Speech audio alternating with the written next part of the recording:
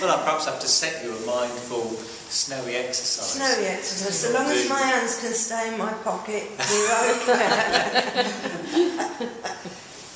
I was going to make you all go out in your vest and shorts and do snow angels. That'll get you in the moment, won't it?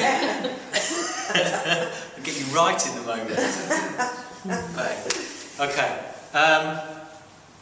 Good evening, everybody. Welcome. Evening. Lovely to see a nice spread of faces. Is that a good word? Is that a good... That was a spread. A spread of faces. As collective nouns go, that's not the best, is it? Bevy. Beauties. It's just wonderful to see you all here. Thank you for coming. There, we'll leave it there. And welcome to Diana. A new face. A new face amongst our spread. Okay. The subject for this evening is rehearsing.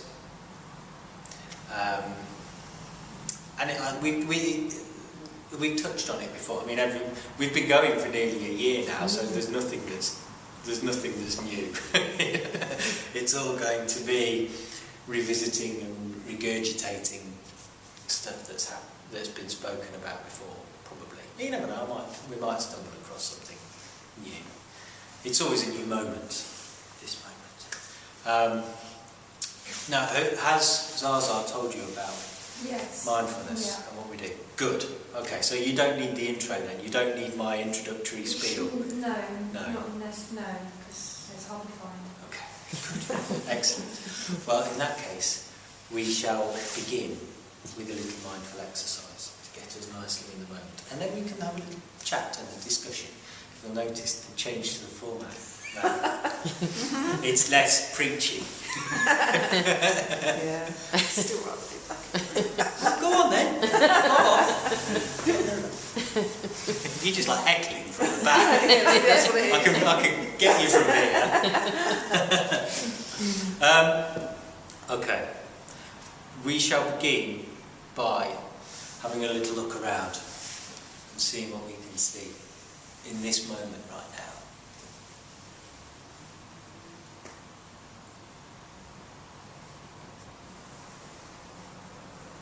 Because even though you've been in this church before, you've never sat in exactly that spot before.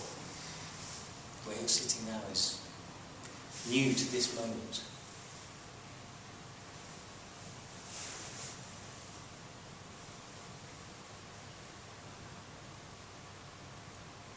Once you've had a look around, you may close your eyes if you wish, or you can keep them open, and you can bring your awareness to what you can feel. So aware of your head resting on top of your neck.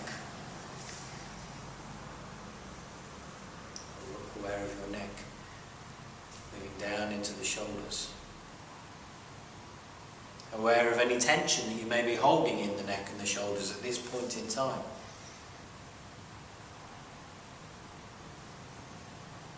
And by bringing awareness to that tension, allowing it to dissolve and relax.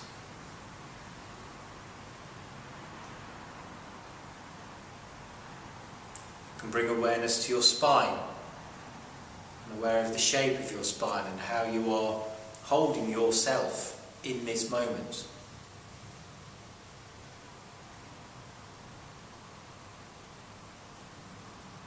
Aware of how straight your spine is, how curved you're sitting. And just allow that awareness of your spine to allow it to just lengthen.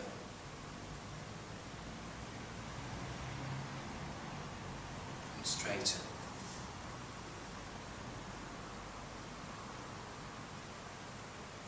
And as your awareness of your spine straightening and lengthening takes place, you also can become aware of gravity pulling down through the spine, down through your bottom into the seat of the chair.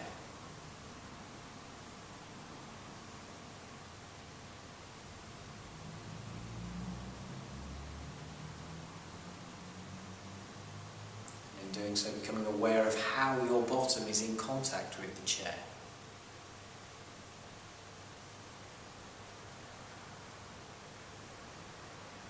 Where the pressure is, how the weight of your body is distributed.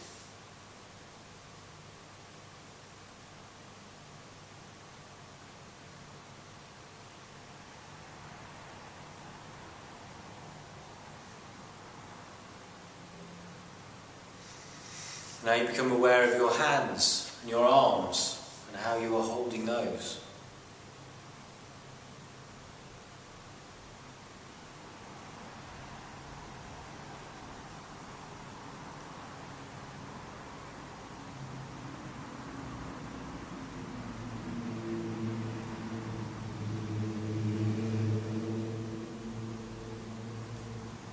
And aware of gravity once more.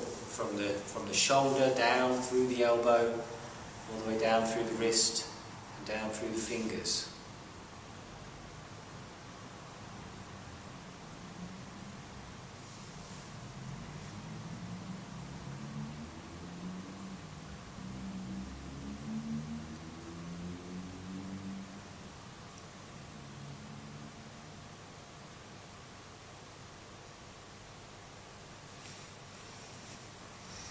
Then follow gravity down through the legs, so down from the hips, from your pelvis, down the thigh, to the knee, down from the knee, to the ankles and the feet, in contact with the floor.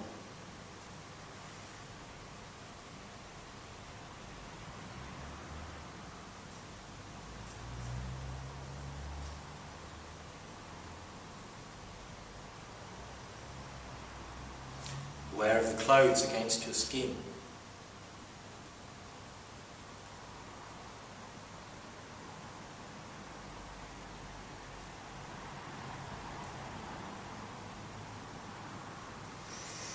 And now take a nice breath through the nose and just be aware of smell.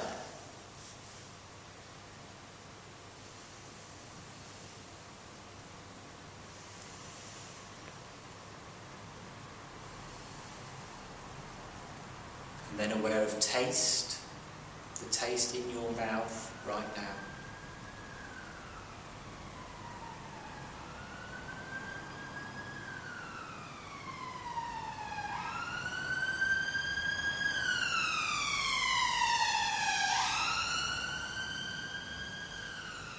And then become aware of sound.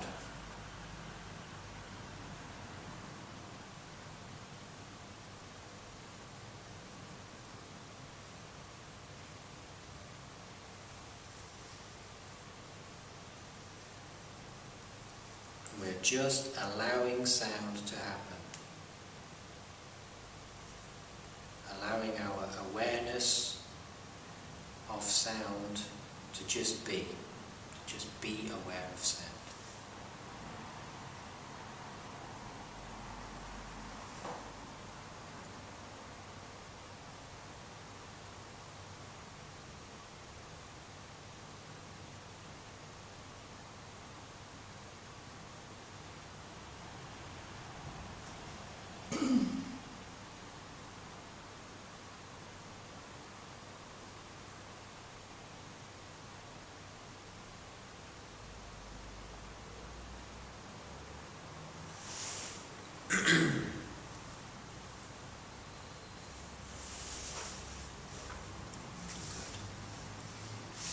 When you're ready, you may open your eyes.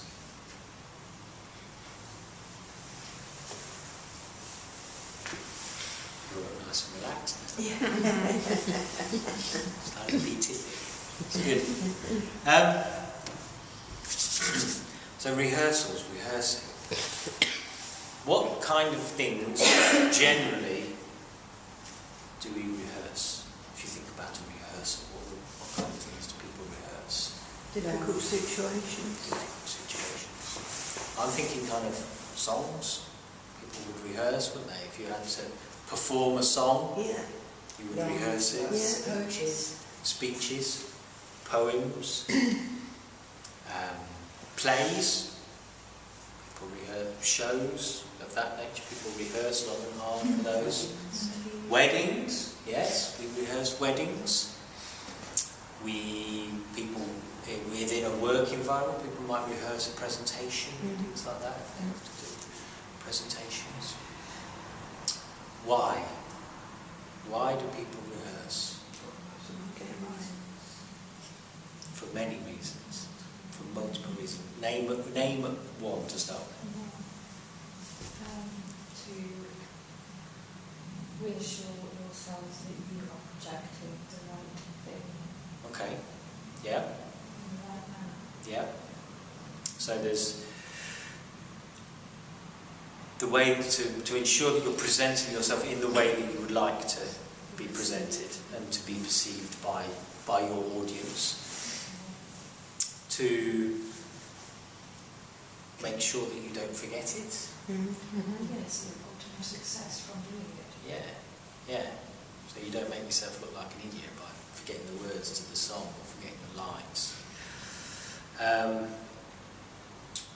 try and make the difficult bits easier. To make Keep practicing and they'll get easier. To make the difficult bits easier, and because practice makes perfect. Yes, that's true. Yeah. So to present ourselves in the way that we would want to be presented, to make sure that we don't forget, to make the difficult bits easier. To add any detail that you might have overseen, that you've noticed it when you rehearsed. That's right. So to make sure that everything. Yeah. So to get the detail. Yeah. Start with the end in mind. Start with the end in mind. So you have an idea of how you want it to. So with the thing with rehearsals is we have no. This is all good. This is all good. I was told I'd have to be quiet for 45 minutes. No, because then I have to do all the talking. If you just sit there like that, then it puts more pressure on me, and I haven't rehearsed. Really? Surely. So we have this almost preconceived idea, don't we, of how we want the thing to be, and then we practice to get ourselves towards that point, so that we have an idea of destination, and then we practice until we feel comfortable that we have reached that point, and that we are competent, and we will be able to deliver whatever it is that we have rehearsed to the best of our ability. Does that sound about right? Okay. Right. So, why then do we rehearse stupid stuff in our brains? Why do we sit there when we get in at the end of the day and rehearse the conversation that we're going to have tomorrow with whoever it was that said something to us today that upset us? But it's for the same reason, Exactly. isn't it? Right. Okay. It's for the same reason. So that we can project ourselves in the way that we would like to be projected. Yes. So that we can Even make knowing sure- that it is going to go that way Yeah. tomorrow. Absolutely. Yeah. You don't get you have to hold in mind. That's right. That's exactly right. You Yeah. didn't say what you were supposed to say. Yeah. What am I going to say? Exactly. It's the whole So, thing. but that's the difference, isn't it? We rehearse lots of. What kind of things do we rehearse in that situation? So there's the conversation that we rehearse in our heads that we will execute to the person that has wronged us today and upset us with that It's comment. just going through your mind the points that you want to make, isn't it?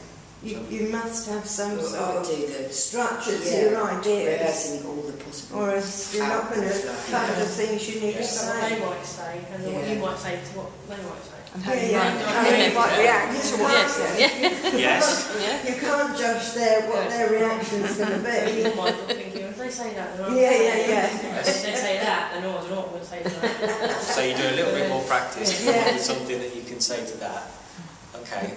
And then you also do a bit of stage management as well, don't you? You think about... All the variables. Yeah, it depends on the circumstance. Really, doesn't it? Yeah, they'll be there and I'll be here, and Well, you can think a bit yeah, about... and if it's a confrontational situation or if it's like an easygoing situation, then your reaction or how you choose to be is different, isn't it? Yes. Because you want to remain composed and calm and get your point across, but you want to have a good, still have a good, dialogue with that person. Absolutely.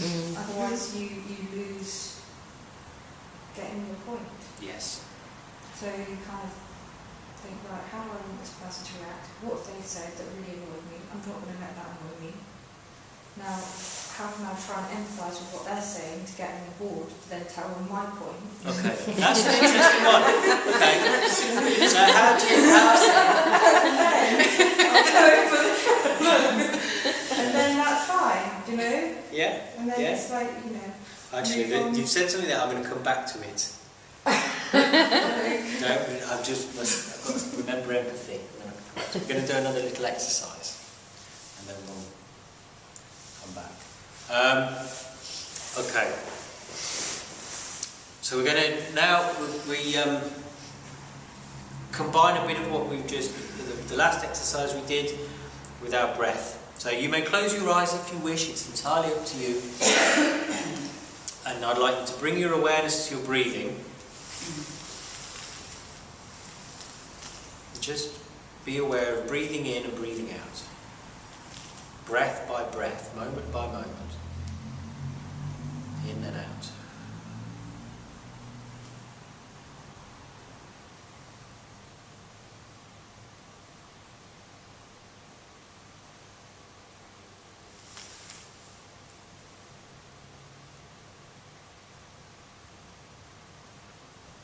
As you breathe, bring your awareness to the aliveness within yourself. So as you breathe in, there's this huge indication and element of your being alive. The fact that you're breathing in and then breathing out.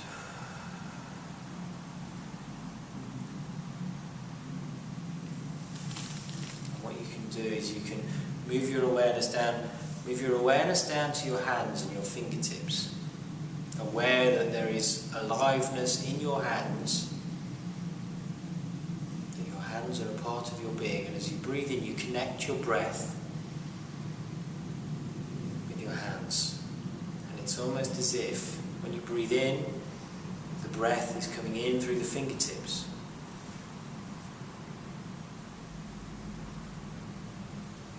As you breathe out, the breath escapes through the fingertips.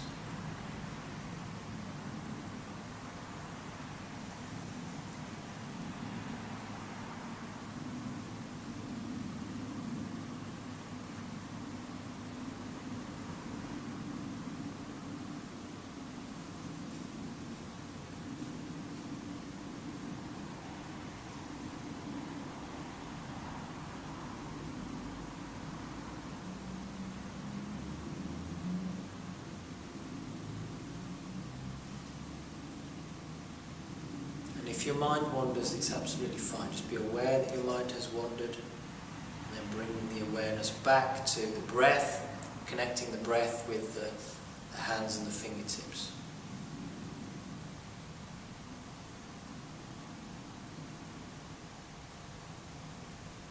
Just be aware of that connection with the aliveness in your hands.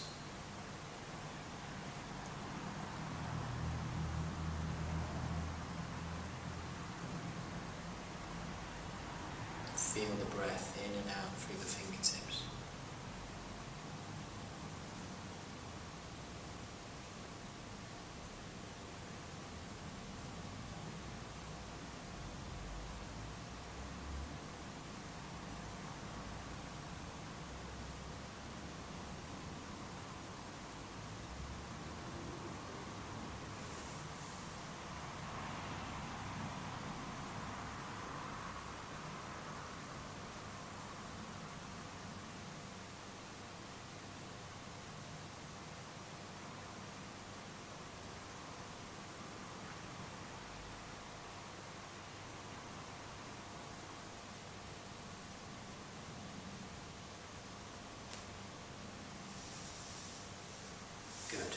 when you're ready, may I open your eyes.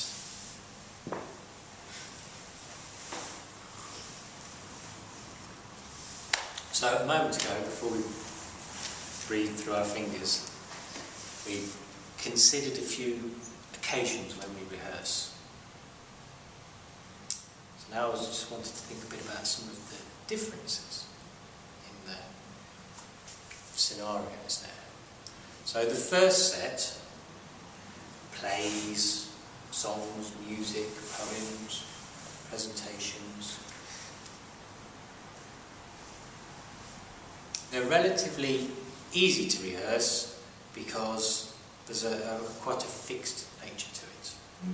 If we're going to sing a song and we've got our backing track, we know that we press the play button and the introduction starts, and then we sing the first verse and the chorus and the second verse, and then we have the middle bit, bridge, blah blah blah. And then we can, I'll show my age now, rewind the tape and press play again, and the same introduction will play. And we'll sing the same first verse and the same second verse, and on it goes. Similarly, if we were practicing a play, I know that I learn my lines and that my fellow actors would learn their lines, and when I say that line, they will say this line. And so it will follow. And as every time we rehearse, we say the same lines, because that's what Shakespeare or Pinter or whoever it was whose play we're rehearsing, ready to perform, that's what they wrote, that's what they laid out. But obviously with the scenarios, the rehearsals that we run through in our heads, when you find yourself in the situation when you're about to perform that which you have rehearsed, how do you know that when you press the play button that the introduction will play? Oh, the one that you don't. No. How do you know that the first line that you've rehearsed will be met by any of the second lines? Absolutely no idea at all. You don't. You have no idea. No. So it's impossible to practice. You can try as hard as you might to come up with every variable. Like you said, they could say this, or they could say that, or they could say this, or they could say that. And in each of those circumstances, I'll devise a line to come back with. But chances are they won't say any of those things. No. They'll say something completely. Well, Yeah. Or they'll just go, oh yeah, I'm really sorry about that. And you go, I've got all this to say before you apologise. You need to hear me say all of this so that you really are sorry. You can't just come out with it like that from nowhere. Sorry. Oh. And empathy. You mentioned empathy. How do you? And I'm not. This isn't me having a dig at you or anything. How can you practice empathy? How can you rehearse empathising with somebody? Because if you're in the situation where you feel the need to rehearse for a situation, and you're already considering all the variables of what the eventualities, then if you can see those possible eventualities, then surely you can put yourself into the person's eyes who might be experiencing it from the other side. Yeah. So then you've got a power level of outcome of success if you empathise as much as possible for all possible eventualities, because then you can actually provide a better solution. Or you impose more stress on yourself. I think so. I think I do it all the time. I think I spend all my life thinking, oh, they must feel awful. They must feel this, they must feel that. In fact, they probably don't at all. And I'm the one loading all this empathy, which I should just ditch. Yeah. Because I'm building up issues. So we can touch on quality of empathy. Yeah. Because I get your point. No, I absolutely get what you're saying. I think when the empathy that is the strongest, and I'll use one of my most favouriteest words, potent, the most potent empathy, is when you're in a situation and you look at somebody and they look at you and you just know that they get what you're thinking and feeling. In that moment, at that moment when you look at each other, even without saying anything, there's just that connection, and there's that genuine moment, that genuine connection, when you can see that they get it, and you get it, and you get that they get it, and they get that you get it, and it just is one of those moments. And you can't rehearse those. You can't practice for those, because that real quality empathy comes from responding to the situation as it is in that moment, because you absolutely feel, don't necessarily understand, but feel how they are feeling in that moment, and how they are responding in that moment. And you can't rehearse that. It's like trying to rehearse free-form jazz. You can't rehearse improvisation. You can do rehearsal and build a relationship. If you're performing with other people, you can practice and you can build a relationship so that you can riff off each other, as they would say. Yeah, that's it. So you can fine tune your style and your ability to perform and your understanding of how your colleagues, your bandmates play. But when it actually comes to the performance, if you play what you've rehearsed, that is an improv. That's not freeform.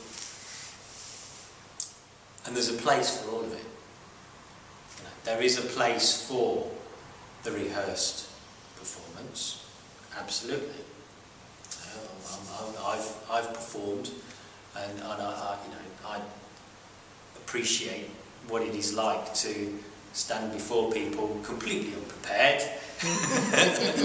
and exposed, and make a complete so-and-so of yourself. So, the value of rehearsal is there, but also, from a mindful perspective, it's knowing when it's appropriate, when it's the right time to rehearse. And I would argue that there are lots of situations when we all rehearse things that we shouldn't, or do so unnecessarily. And it's when we're too concerned with destination, we're too concerned with outcome. Going back to those scenarios where we rehearse a situation because we want somebody to apologise to us. That's our destination. We're concerned with the outcome. That's the destination is them apologising for their wrongdoing. And we get too wound up with that goal, and we rehearse everything that builds up to that. Where the reality is, you just need to sit and talk with that person in the moment. Would you be less affected as well by what it was that you were wanting an apology for if you just left it until the moment when you'd see them and see how it went? Because you're already going over it, know that you're the one that's affected by it. You can be. Whatever it is. Yeah. And it's... because one of the... When you rehearse for a performance, when people are rehearsing for a play, they practice the words so much that they know the words off by heart, so that they can then concentrate on the delivery and connecting the emotion with the words. If you're performing a song, the best singers are the ones that, when they talk about connecting with the words. If you watch X Factor, there are singers on there that are brilliant singers technically, but they just don't connect with the audience. They don't connect with the words and deliver the song in a way that appears meaningful. They know the words, they get all the words right, and they get all the notes right, but there isn't that connection.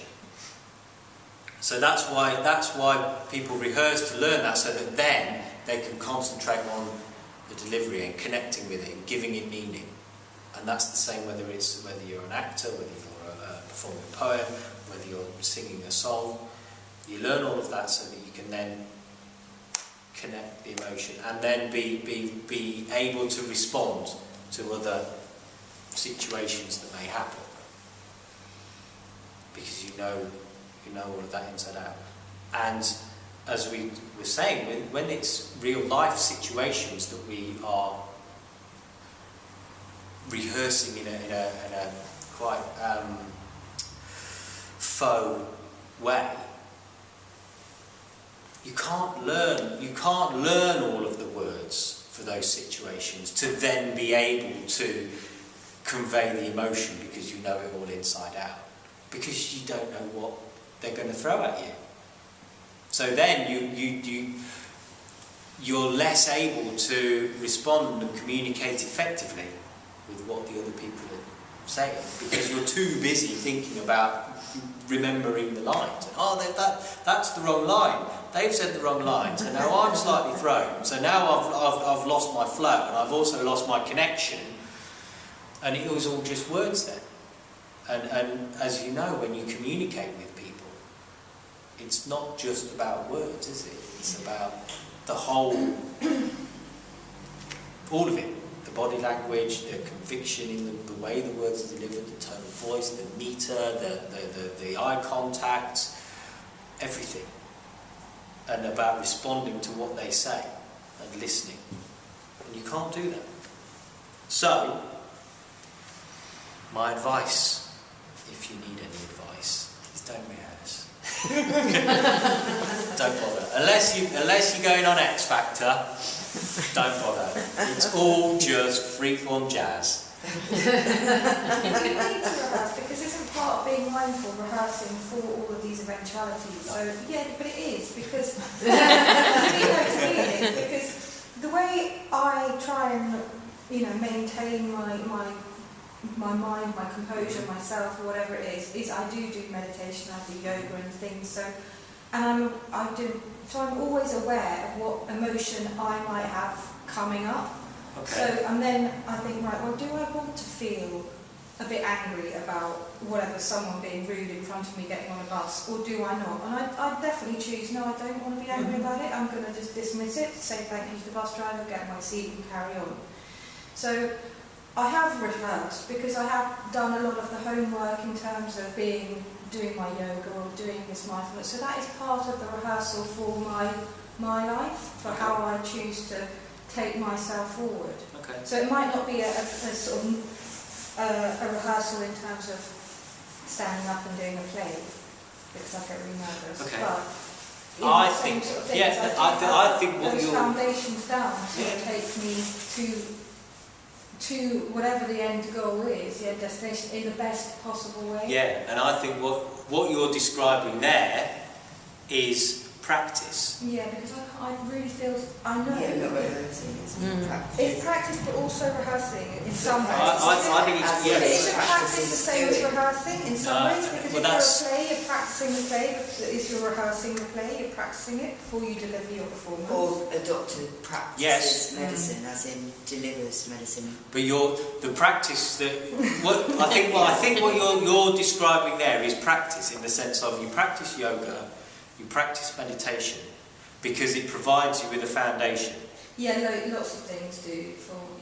That provides you with that foundation, so that provides you with resources. Exactly, a definite resource to how. And strength. Yeah. So you talk about those, life situations that you encounter that have the potential to cause Me conflict. Anxiety, Because conflict, I would or whatever then they might react in a be. way which would be, Exactly. I would then not feel good about, and I would be in a situation of be sitting at home running those conversations over and over in my head. Yeah. And then the following day, I'd try and have the conversation to make peace about it, or this, that, the other.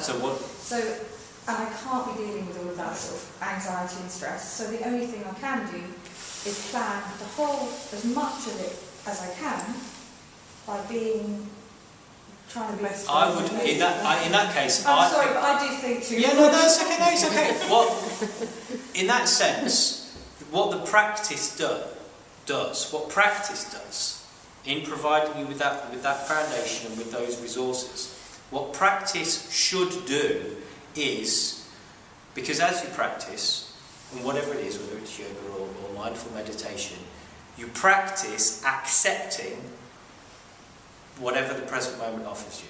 Yeah, so as you sit and you meditate, to react to it. Yeah. Yeah. So you practice accepting, and as you do that, in wherever you may be, whether you're sat in your bedroom, sat in the front room, out having a walk, whatever you're doing, you practice and practice acceptance of how you feel in this moment, whether you feel happy, whether you feel frustration, whatever it is you might feel, you practice accepting it, so that when you find yourselves in the situation where there may be anxiety because some horrible woman just bashed you with her shopping bag and all the rest of it, because you have practiced accepting the present moment for whatever it contains, whether it's happiness, joy, misery, whatever it may be, because you have practiced that, then you are able to deal. So it's not, I would say, don't think in terms of rehearsing every eventuality in your head. No, I try not to. But yes, practice, because the practice you do now in this moment prepares you for all the other moments. Exactly, so it's more there's not all of the eventualities, because I do, when I'm working, I do enough of that in what I do. Yeah. But it's more a case of how, just knowing what's going on with me and how I choose to react to it. And if it gets a bit much, then I can always just sort of like meditate in my head for a few seconds or whatever. And also then just come back to have a swap the word react. Swap the word react for respond. Yeah, okay. So when you think about, here's a situation, how am I going to respond to this? Because a reaction is like that. Yeah, it can be. A response follows a mindful breath. Here's a situation, there's a breath, now I respond. And in that breath, you have the opportunity to accept what is happening in that moment. So it's interesting, though. I was reading a thing today, have a look. It was on the BBC website, and it was about visual, what do we call them? Optical illusions. That's the word I'm looking for. Optical illusions. It was about optical illusions, and how it goes back many thousands of years. People first encountered optical illusions looking at waterfalls. You sit and watch the water moving over a waterfall, and then when you look at a rock that's not moving, you get some kind of opposite movement going on because of the way the eyes have responded to it. And then, of course, it all became very popular in Victorian times, and they set up all of those, optical illusions, which line's the longest, and look at this funny spiral, it's moving, why is it's not moving, and all that kind of stuff.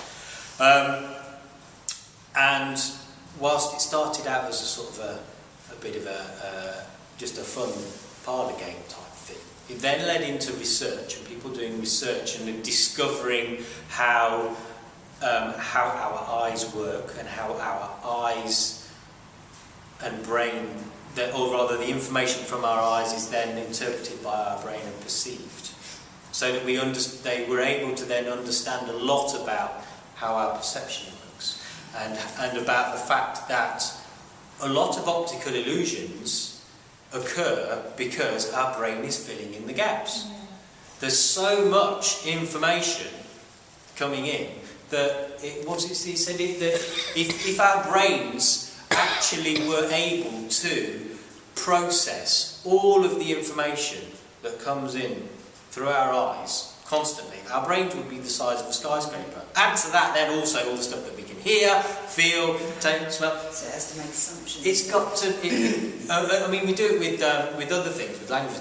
There's a thing called heuristics. There's shortcuts that the brain takes. But in particular, because there's so much information that comes visually, our brains have to find these shortcuts in order to be able to process it, in order to be able to make sense of what's happening in front of us. It makes these shortcuts, and that's why we are able to determine that's why we have these optical illusions. Now there's a more recent research that they've started looking at, where they've found that some optical illusions are not just about our perception having to have these shortcuts, but also the fact that our brains not only have to compensate for such an enormous amount of information, but also the fact that there is a slight time lag between, my hand is there. There's a lag in time between the light reflecting off my hand into my eye, and then my brain processing that light and the information that the rods and cones in my eye have received in order to make a decision. It's only small. When you close your eyes and you look like you think your hand's moving across. Well, kind of, yeah. Well, kind of. There's just, your eyes at the time. What they're saying is that there is an amount of time that it takes for the light to travel from there to there, and then from the information to pass from there into there. So by the time I process, my brain is basically behind. That's what they're saying. My brain is slightly behind what is there in this moment. So our brains are always trying to catch up because it's ever so slightly behind the present moment. Which doesn't really I wonder if it gets worse as you get older. So there are certain optical illusions that work because of that. That's our brain trying to predict. Our brain tries to predict what's going to happen in order to be in the present moment, because it's slightly behind. And so because our brains have that propensity and that tendency to try and predict what's going to happen, that all extrapolates out, and that's why we have this tendency to rehearse things and practice things, because we want to be not just prepared but actually caught up and in the present moment. So what I would suggest is that instead to just give our brains a break. Birds have a funny thing with their eyes and their brains. I'm sure they do. No, they do, because they fly off, don't they? They can see a car coming and they can hang out on the road. And for us, we'll be like, the car's coming, and they'll we'll go. Yeah. But a bird will leave it to the last minute because it knows it's got more time. Their perception of time, their perception of time is slightly different. Yeah. So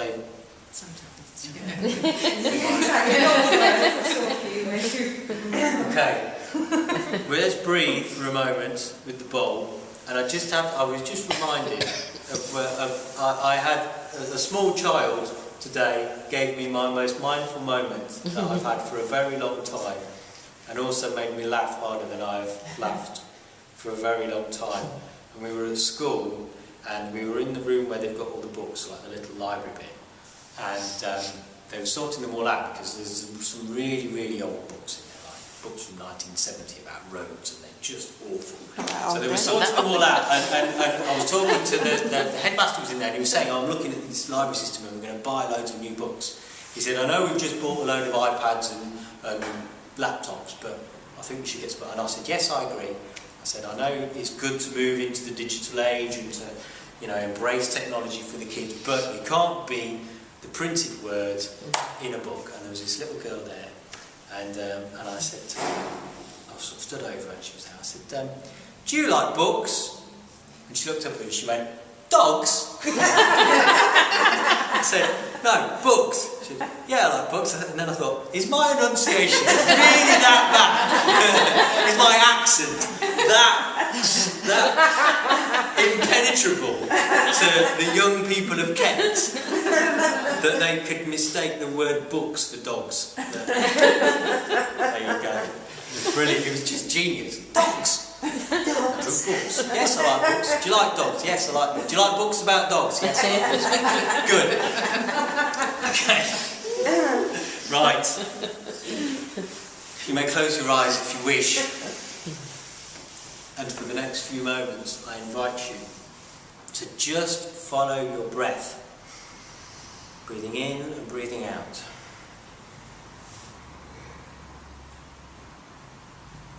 And at this moment in time, you can give your brain a rest. There is no thinking required. We are not human thinkings.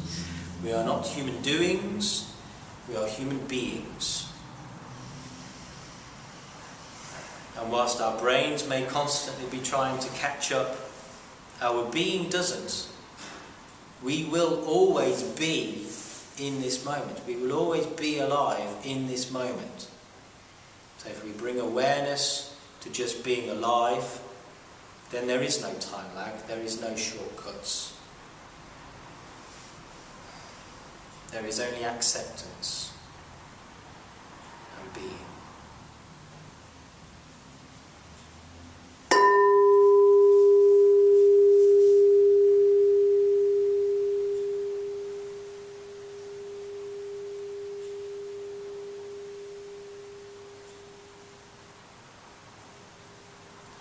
The next few moments, just be nothing other than a living being that is breathing.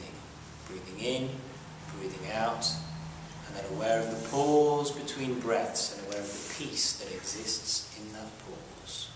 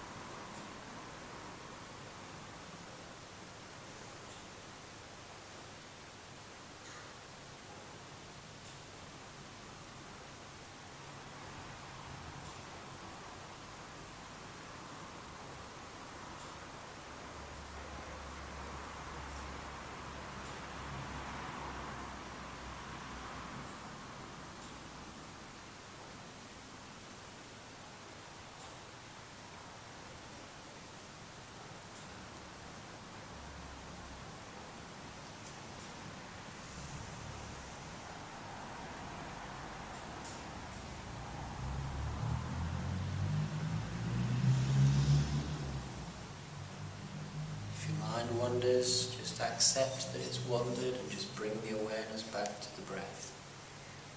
Breathing in, breathing out, and then the pause between breaths.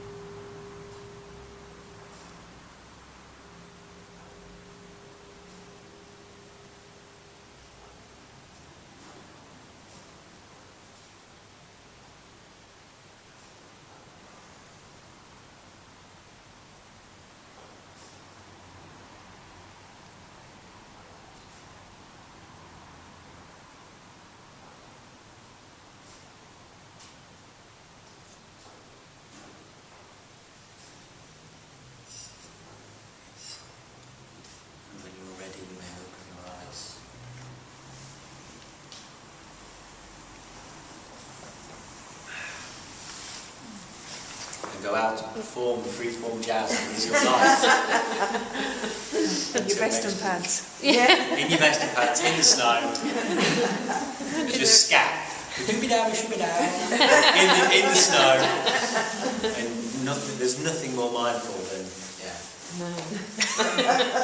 jazz in the snow. To do that. When we were rested. That's what I was going to say. When we all get arrested, can we Just be mindful. If you don't practice what you say to the policeman, don't rehearse it, because whatever he says will not be the one thing that you have in mind. But they do say else. that life is not a rehearsal. Exactly, they do. Because it's not. It's not. It's just one performance. Yeah. Thank you, everybody. Thank you for coming. Thank you. Lovely to see you all.